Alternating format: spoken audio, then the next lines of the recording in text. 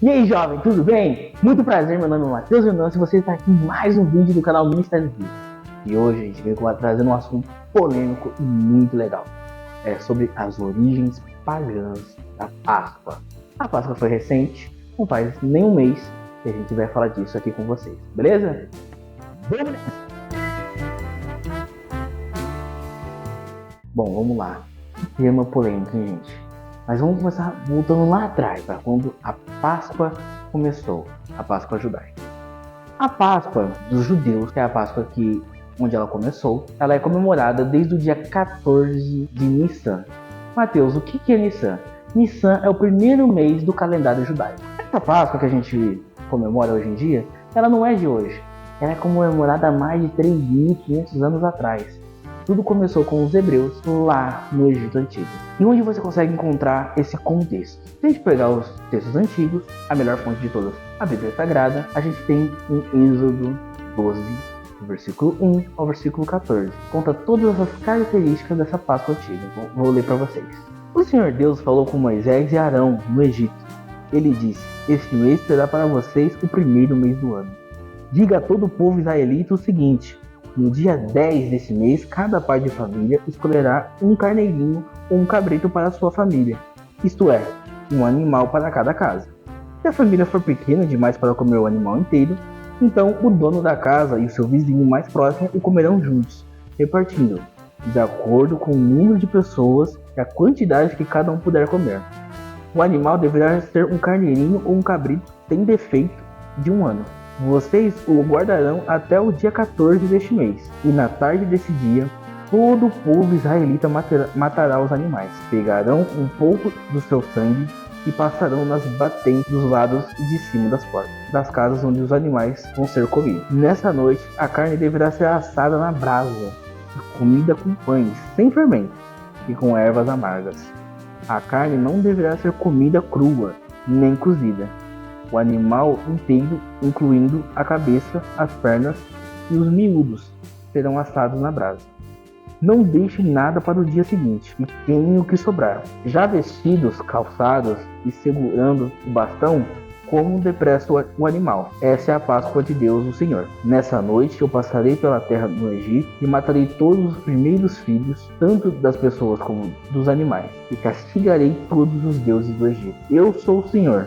O sangue dos batentes das portas será um sinal para marcar as casas onde vocês moram. Quando estiver castigando o Egito, eu verei o sangue, então passarei por vocês sem parar, para que não sejam destruídos por essa praga. Comemorem esse dia como festa religiosa, para lembrar que eu, o Senhor, fiz isso. Vocês e os seus descendentes devem comemorar a festa da Páscoa para sempre." Bom, gente, a partir daí começou a ser comemorado a Páscoa. Então, para vocês verem, não tem nada a ver com chocolate, com ovo, coelhinho da Páscoa. Tudo isso veio depois, mas isso eu trago mais para frente. Alguns anos se passaram e chegamos em Jesus Cristo. Como vocês sabem, não é novidade para ninguém, Jesus era judeu e, como um bom judeu, ele seguia todas as tradições judaicas à risca.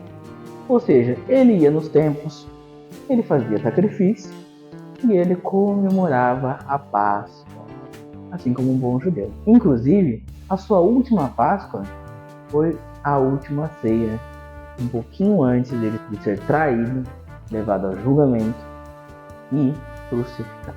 Vamos ver em Lucas 22, do versículo 7 ao versículo 8. Chegou o dia da festa dos pães sem fermento, dia em que os judeus matavam carneirinhos para comemorar a Páscoa. Então Jesus deu a Pedro e João a seguinte ordem: vão e preparem para nós o jantar da Páscoa. Pois é, gente, chegou o dia da Páscoa. Chegou o grande dia onde Jesus iria comemorar a sua última Páscoa e a sua última ceia. Ele pede aos seus discípulos para que deixem tudo preparado. E agora vamos ver em Lucas capítulo 22, no verso 14 ao 23, o que acontece na última ceia. Quando chegou a hora, Jesus sentou-se à mesa com os apóstolos e lhe disse: como tenho desejado comer este jantar de Páscoa com vocês, antes do meu sofrimento. Pois eu digo a vocês que nunca comerei este jantar até que eu coma o verdadeiro jantar que haverá no reino de Deus. Então Jesus pegou o cálice de vinho, deu graças a Deus e disse: peguem isto e repartem entre vocês.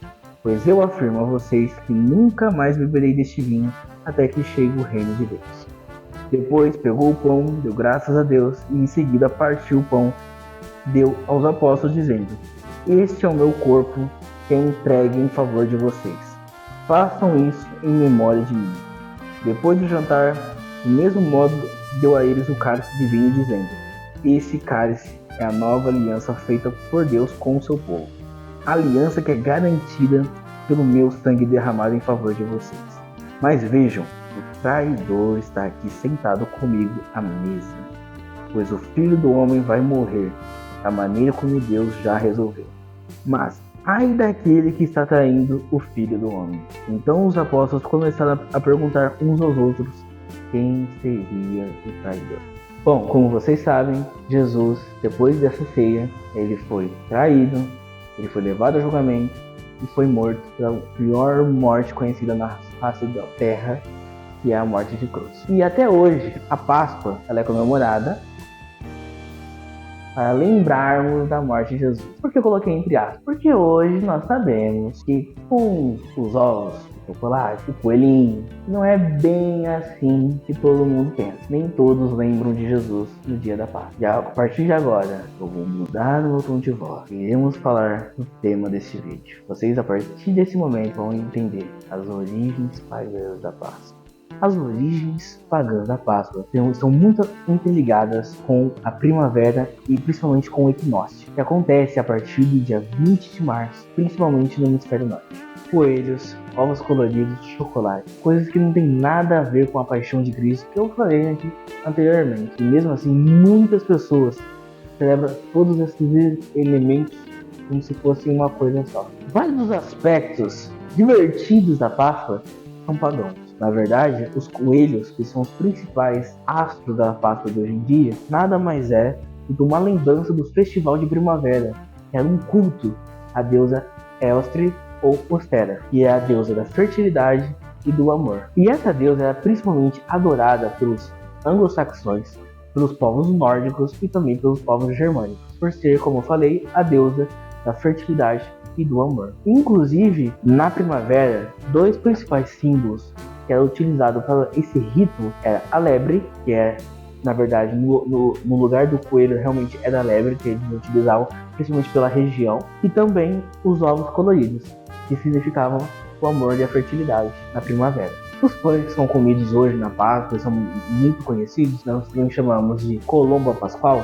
Eles são bem antigos, inclusive aparecem até na Bíblia. Na verdade, nós iremos ler referente a esses pães, Jeremias no capítulo 7, versículo 18 ao versículo 20. Na verdade, no Antigo Testamento, quando ele trata desses pães, que são os colombos pascuais, eles são citados principalmente no Antigo Testamento, justamente no livro de Jeremias. Por quê? Porque é um momento onde o povo de Israel estava uma bagunça, onde estava tendo idolatria, onde estava tendo coisas horríveis acontecendo no povo de Israel, e Jeremias dá um chamado, dá uma puxada de orelha, porque os israelitas estão assando esses pães, que eles chamam de bolinhos na época, para ídolos. Vamos para a leitura. Os filhos ajuntam a lenha, os pais acendem o fogo e as mulheres preparam a massa e fazem bolos para a rainha dos céus. Além disso, derramam ofertas aos outros deuses para provocarem a minha ira. Mas será que é a mim que eles estão provocando? Pergunta o Senhor. Não é a si mesmos para a sua própria vergonha? Portanto, assim diz o soberano Senhor: a minha ardente ira será derramada sobre este lugar, onde os homens, os animais e as árvores do campo, como também sobre o produto do solo, ele arderá como fogo e não poderá ser extinguida. Bom, gente, como vocês podem ver, a Páscoa que nós vivemos hoje no nosso mundo, que é vendida aí no comércio, que aparece nas televisões, não tem nada a ver com a verdadeira Páscoa. A Páscoa, que foi o sacrifício de Jesus Cristo por nós naquela cruz, o maior preço de todos, o preço que foi a vida dele para nos livrar de todo o pecado que habita em nós. Graças a ele, nós podemos ter uma nova vida e a chance da salvação. Que a gente possa viver a verdadeira Páscoa. A Páscoa que nos faça lembrar desse importantíssimo sacrifício. Lembrar que não foi fácil. Lembrar que ele morreu por nós para nos salvar e que em breve voltará para nos buscar. Então, é isso. Olá, Quem fala aqui é o editor. Cena de finalização, acabam sendo alguns probleminhas na captação de áudio, então eu vou finalizar o vídeo por aqui. Obrigado pela sua atenção, obrigado por ter visto o nosso vídeo. Peço que deixe seu like e que compartilhe para que o nosso material consiga chegar a cada vez mais pessoas e isso nos estimule a cada vez mais melhorar o nosso conteúdo. Porque isso aqui dá um trabalhão e agora que tá no começo é tudo meio novo, então estamos nesse momento assim de se adaptar e aprendendo. Agradeço pelo seu tempo e falou!